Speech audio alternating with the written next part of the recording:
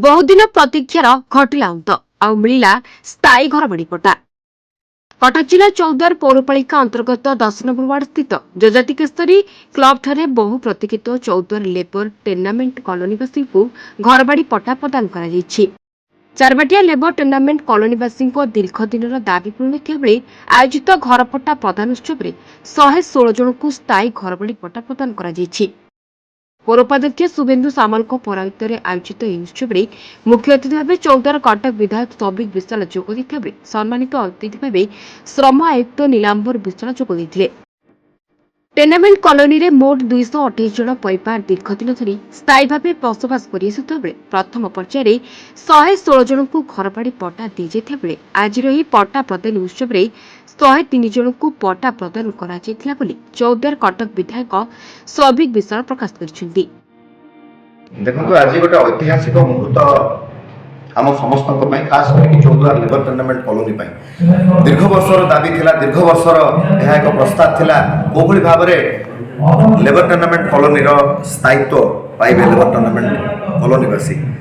मुझे भी कृतज्ञता देले माननीय मुख्यमंत्री श्री नवीन पट्टनायक को कम हम माननीय मुख्यमंत्री नवीन पट्टनायक को कृतज्ञता देवा सहित डॉक्टर प्रभात रंजन विश्वाल को बहुत बहुत कृतज्ञता जनाऊँगी जहाँकर निष्ठापर उद्यम थिला जे बारंबार विधानसभा पवित्र गृह विधानसभा उपस्थापन करते लेबर टेनामेंट वासी स्थायित्व मु धन्यवाद देवी 5T chairman Kartik Pandian sir doctor Prabhat Biswal सांगे लेबर टेनामेंट स्थायित्व विषय में बहुत थर आलोचना करते चेयरमैन 5T एवं माननीय मुख्यमंत्री दृष्टि आकर्षण कर चेयरमैन 5T जो आज लेबर टेनामेंट कॉलोनी रे लेबर टेनामेंट कॉलोनी वासी मुहर आज हृदय से हसटी आम देखा पाऊे।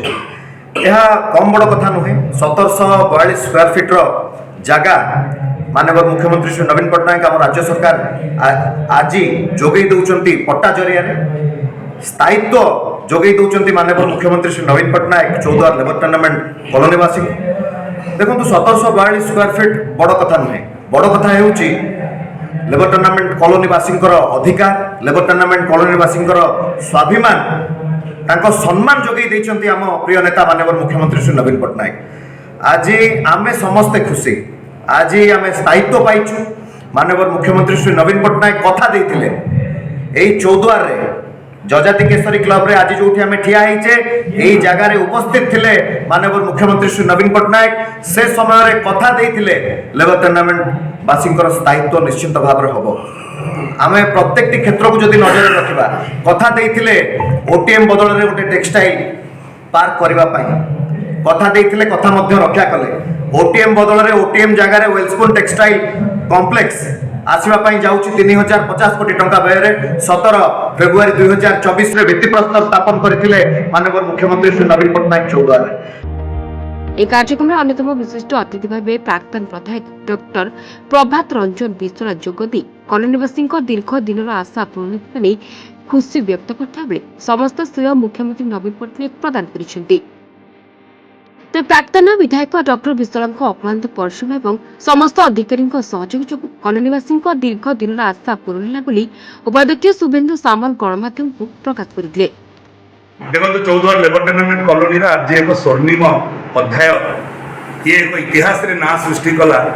चौद्वार लेबर टेनामेंट कॉलोनी जो अवस्था सुप्त अवस्था पड़ा मुझे कहबी जे ये कॉलोनी हृत गौरव और ये कॉलोनी परिचय को जदि क्या श्रेय देवी सी होती डॉक्टर प्रभात रंजन विश्वाल एवं मोर सर्वोपरि नेता माननीय मुख्यमंत्री श्री नवीन पट्टनायक सार आज टेनामेंट वासी जो नूतन परिचय रे एक नुआ इतिहास सृष्टि कला भली एक ऐतिहासिक विजय होती आर केवल गोटे मात्र आम मानकर कठिन परिश्रम लेबर टेनामेंट कॉलोनी उन्नयन परिषद हिसाब से जो कार्यक्रम आम कलु सरकार पाखे दाबी उपस्थापित करी आम प्रिय नेता प्रिय विधायक तत्कालीन प्रभात विश्वाल सार एवं वर्तमान सौभिक विश्वाल को नहीं माननीय मुख्यमंत्री माननीय 5T अध्यक्ष सहित आलोचना करी आज एक जुगान्तकारी निष्पत्ति चौद्वार लेबर टेनामेंट हसुची एक हृत गौरव फेरी पाई तार एक स्वतंत्र परिचय तैयारी होती एवं आम घरर ठिकणा बदली तेणु ये समस्त कार्यर श्रेय देवी